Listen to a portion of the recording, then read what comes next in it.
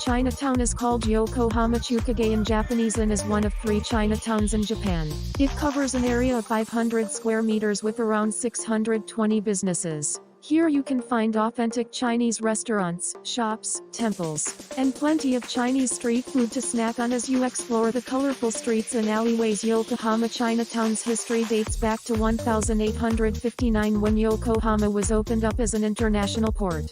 Many Western merchants came to Yokohama at this time, and as regular trading routes for tea and silk were established with Hong Kong and Shanghai, there was an influx of Chinese settlers too. The first Chinese settlers worked as go-betweens and interpreters, but soon Chinese traders, merchants and restaurant owners also established themselves in Yokohama. At that time foreigners had to live in strictly designated areas, and in the areas settled by the Chinese they soon established their own temple, theater, school, and assembly hall. That was the beginning of the Chinatown we know today, which since the establishment of diplomatic relations with China in 1972 has grown to be one of Yokohama's major sightseeing attractions.